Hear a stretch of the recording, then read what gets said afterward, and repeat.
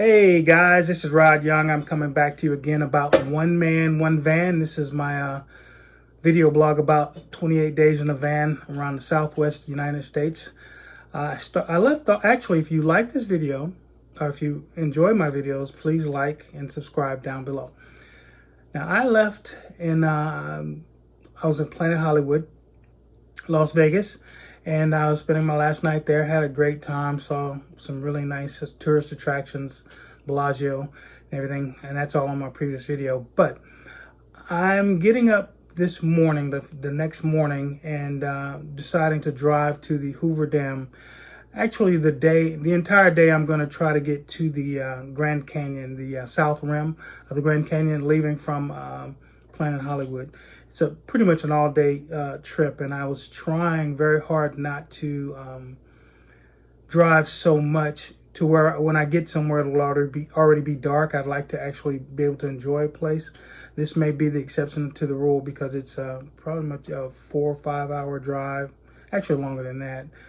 It's about 4 or 5 hours. I'm going to stop in Flagstaff and get on Route 66. I wanted to drive Route 66. So in the car, in the van, and I'm leaving the Planet Hollywood, trying to map out how to get to the Hoover Dam. And I got on the road, and I think it's Highway 11. You take it pretty much outside of Nevada, Las Vegas, and you'll get to the Hoover Dam. I stopped off at the Lake Mead and Hoover Dam, pretty much in the same place. So I stopped off at the first stop was the Lake Mead overlook. And it pretty much shows you what the Lake Mead looked like before and after the dam was built. And the Hoover Dam is an amazing feat of engineering. I mean, there's no denying it. The amount of effort and time and engineering that went in to make that dam was just incredible. So the Lake Mead observation points and some of the other observation points pretty much paid homage to some of these engineers who developed these things and these technologies to allow this dam to be built. I left the Lake Mead observation point, so I had to go to the Hoover Dam checkpoint. Now, I did not know this at the time, but there were signs all over the place. No firearms admitted inside this park. And, now I understand why. And you may not know this, but the Hoover Dam is a very high strategic target for anyone who would want to bomb the United States. It's a very, very high strategic target because that dam, if it's blown up, will flood a lot of people downriver. So it's a very, very high target. And so they won't even allow you, not only, you cannot have any kind of firearms in your car while it's parked. You will not be able to they won't allow you to have firearms. I think and when I was speaking to the person at the checkpoint, the only people that they will allow to have firearms are people who are already police officers, possibly former Marines. There's some things that has to happen in order for you to be able to carry a firearm there.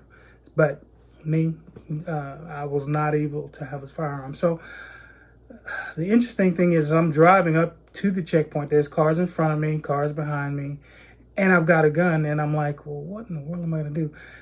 They have bomb-sniffing dogs there. They have drug-sniffing dogs there. They have, these dogs that can detect pretty much anything. So I'm not going to sit here and lie and say I don't have a firearm, because that's a felony. Basically, you can't lie and say you don't have one when you actually have one, because they're going to search.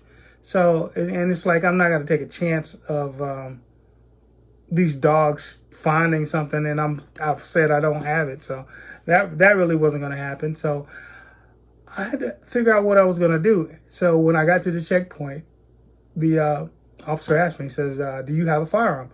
I was like, yes, I do. He says, well, sir, we're not going to be able to allow you to come to the park with a firearm. So I said, so what do I do?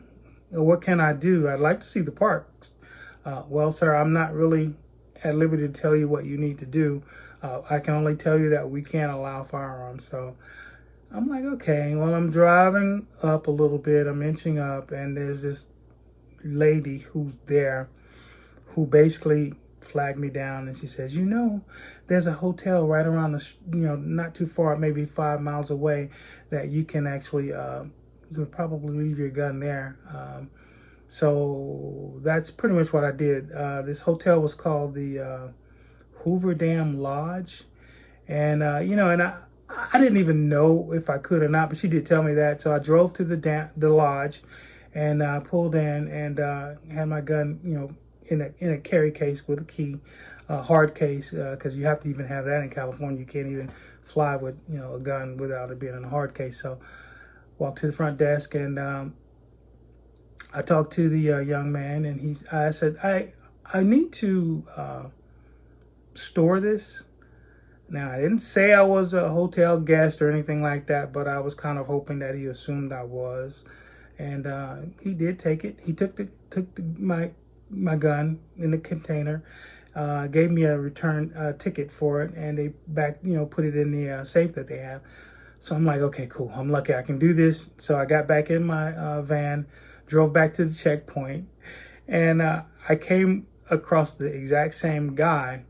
Now, obviously, he didn't believe that I could find a place to put a gun so fast.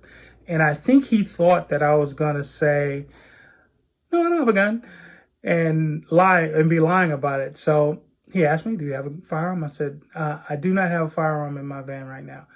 And he looked at me for a minute, and then he calls the dogs. So they have the bomb sniffing dogs, and I'm not gonna say what I did with the gun unless he asked. But because he knew I had one, because I admitted to having one. So he brought the dogs in, and then they come through, and they had other policemen coming through, lifting up cupboards and going in and searching around to see if I have a gun and everything. So he asked me, he says, so you were just here before, so what did you do with the gun? I said, I took it to a hotel. He says, oh, okay. And I said, if you wanted to know where it was, it would have been in this cupboard right up here. So if you want to go look there and see that, it's not there, to make it a little faster. So, but it wasn't fun. I wasn't really, he was just doing his job, and I respect that, but, and it's just what it is. I didn't have a gun. I did say I had a gun originally, came back without a gun. It was so fast that he probably thought I still had a gun. So anyway, I drove through, and after that, and went to the dam. And the roads to the dam are really beautiful. And you're on there's a Veterans Highway there, and you've got an amazing bridge that kind of, like, if you drove over the bridge, you'd have a very, very beautiful aerial shot of the dam. And the dam was incredible. And again, if you look at all of the amount of engineering that had to go into making this dam, I mean, it's just, they have spillways. You have the back of the dam, you have the front of the dam, and the amount of pressure that is on that dam being pushed. And it's like 700 feet tall, and it's all concrete. And it's got an Art Deco design, and you can walk over the dam, walk across the road that goes across the dam. So I drove across the dam to park, and then I walked back over the dam. And okay, looking at the Hoover Dam, the Nevada-Arizona state line.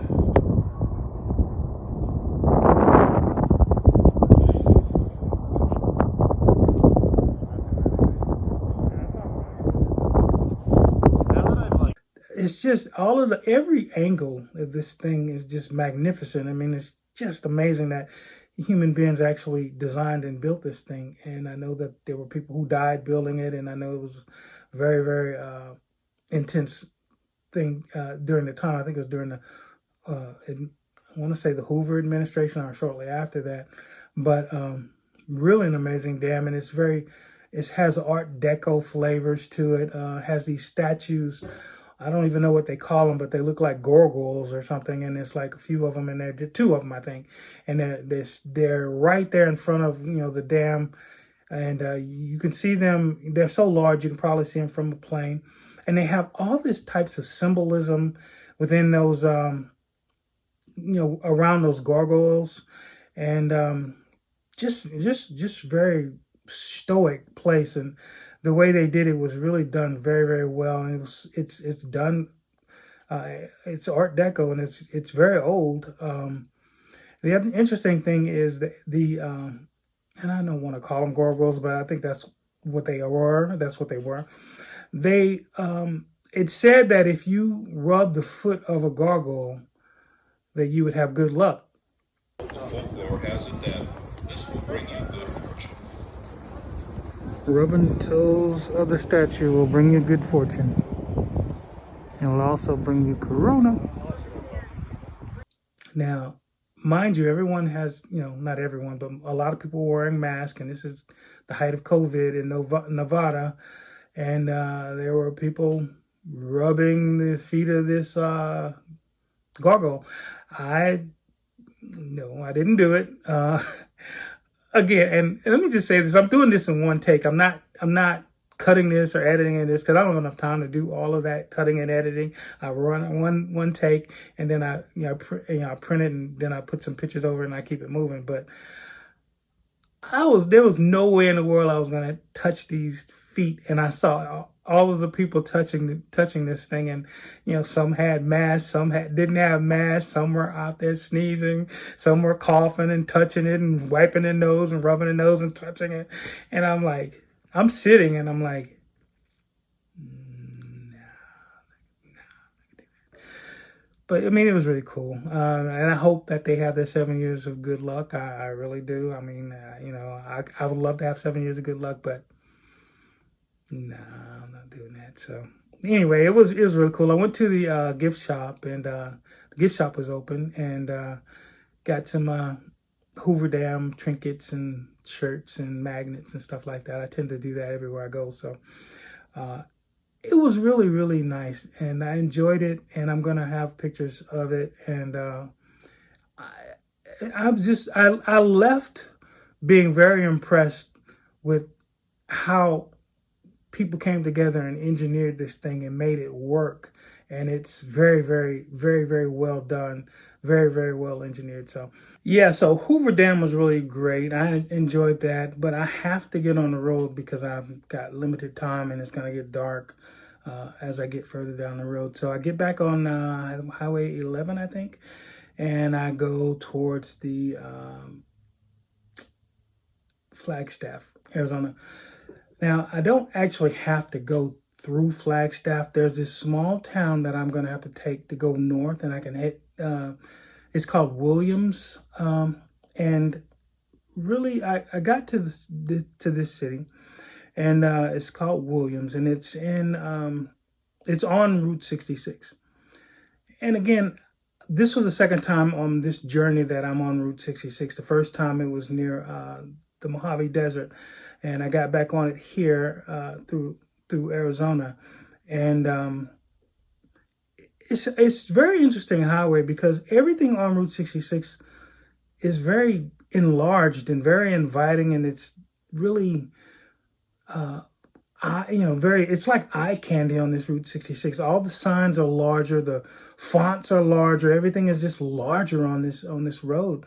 And of course, I'm going down this town, and again, to me, it looks like a Mayberry, off of Andy Griffin, and small town, really, really old storefronts, but each storefront has all of these different, really interesting, unique windows, viewing windows, and you can get out of your car and walk. And there are restaurants. There's one particular restaurant had Coca-Cola everything on it. I mean, it's had Coca-Cola cars on the roofs, and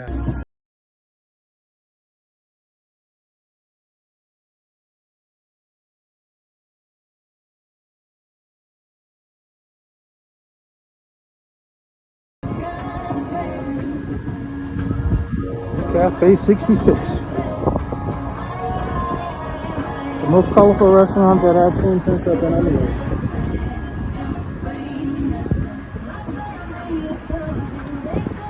I think Elvis is cold though. It's kind of cold out there. He's not moving. It was everything Coca-Cola. So I kind of parked near it, and I just I got out and walked, and Okay, so I'm traveling to the Grand Canyon and I stopped on Route 66. I'm in a small town called Williams, Arizona. And this is a really fun looking town. They have tons and tons of old-fashioned storefronts. It's a main street, kind of like old-fashioned main street. And I'm hearing a hound dog out here, but here it is again. Obviously, they've got hound dogs in here, and they're must be hunting dogs. But yeah, I mean, this is a really cool looking place, and quite quaint. Reminds me of Mayberry. I'm waiting on Andy Griffith to come around here, but it's really, really a neat place. They have the Christmas trees up, and it's obviously Christmas time, but I'm very impressed with it. It's very, very nice. Nice little place to visit. I'm gonna probably stop and get something to eat here. Arizona is real good for having cheap steaks. Arizona, Las Vegas, Nevada, they're real good with cheap meat. So, and they do a good job with it. So I think I'm gonna try one. But yeah, this is a very nice little place. You got the hotel, vacancy $3.50 per night. I don't know if that's true, and I don't know if I would want to stay in a place where it's only $3.50 a night. But I mean, it sounds nice if you're on a budget. But yeah, quite impressive. They've got lots of restaurants, very, very cool storefronts. I think I may be in the market for another blanket. I don't think I need the bear, but I do need the blanket. And you've got all kinds of really cool storefronts here.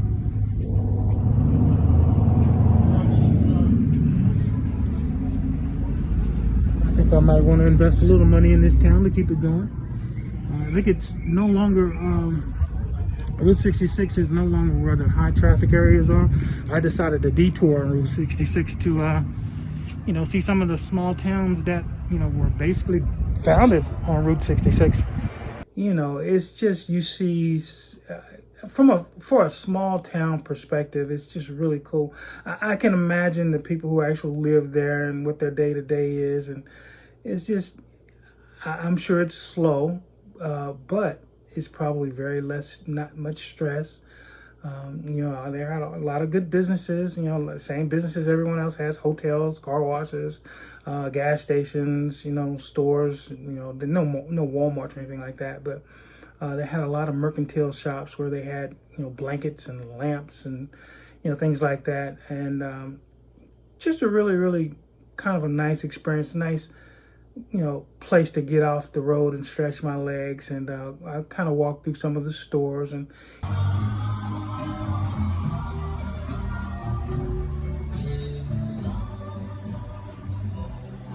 I'm the king of rock and roll, and I can see your future. Don't be nothing but a hound dog.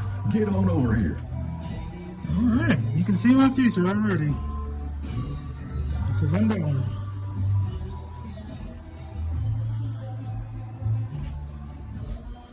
Really cool place.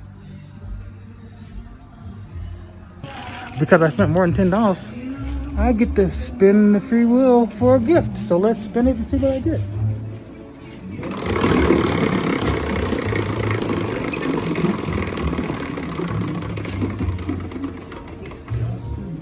Not sure what that means. All right. I'm going to give you some choices. It usually means like candy right over here. Oh, candy. Candy works. Candy, buffalo tooth, or arrowhead, or you could have earrings over that way. Earrings in the, Yes, right by the... wow. Well, that's one more gift off my list. Any of the ones here? Yep. Okay. Well, guys, I wish I could get you guys to help me choose, but I'm gonna go with the purples. Talk to some of the people, and I think the interesting thing and it's an older town. And when Route 66 was the only road there, it was very, very vibrant, very, very vibrant town. And of course, when the highway came in, you know, a lot of these smaller towns either dried up or, you know, tried to change, you know, what they did. And this little small town of Williams, they pretty much kept their same look, and they're doing the same thing. And so it was really nice to see. But I did have a conversation with someone who talked about, you know, Route 66 and the effect that the highways had on it. When you go to Winslow, Arizona, you'll see, you know, the whole Eagles tribute to Winslow, Arizona. Oh, gotcha. And but yeah, you'll see a lot of buildings that have been kind of dilapidated because of the bypass. Gotcha. And it's sad. It's very sad, Yeah. because that's.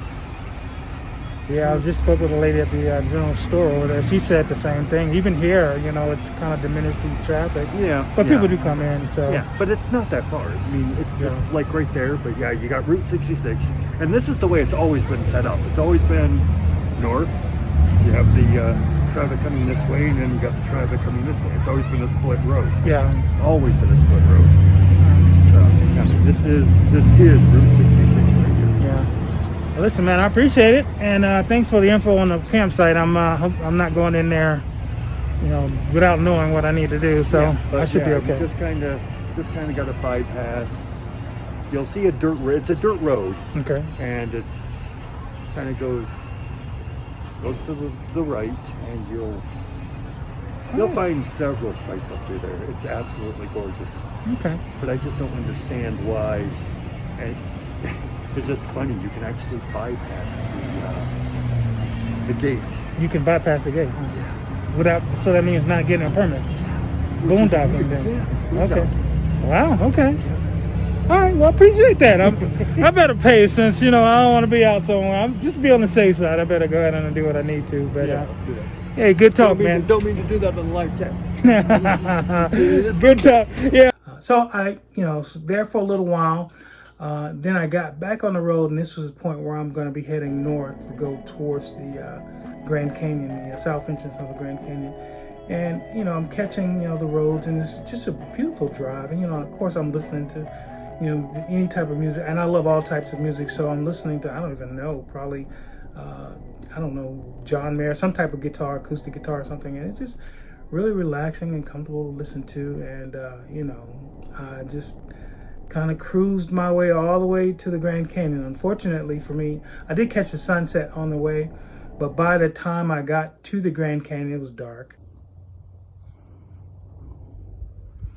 Well, you can't really see it, but I did make it to the Grand Canyon tonight. I'm about to get better shots of it tomorrow. And I really couldn't see much. I did try to get a couple shots of the rim of the Grand Canyon, but again, it was dark. So I had to find a place to park. And again, when I was in Williams, I had an interesting conversation with a guy who basically said there's some free campsites. But that's another story that I'm going to talk about on my next video. What I had to do, where I had to sleep, what my options were. Because think about it, the Grand Canyon is one of the larger canyons. It's one of the parks there are always booked, according to everything that I read and saw. Even when I drove to the front entrance, I asked, and they were completely booked. So my next video, I'm going to talk about exactly what I did to find a place to stay. And again, if you enjoy these videos, please like and subscribe in the button down below.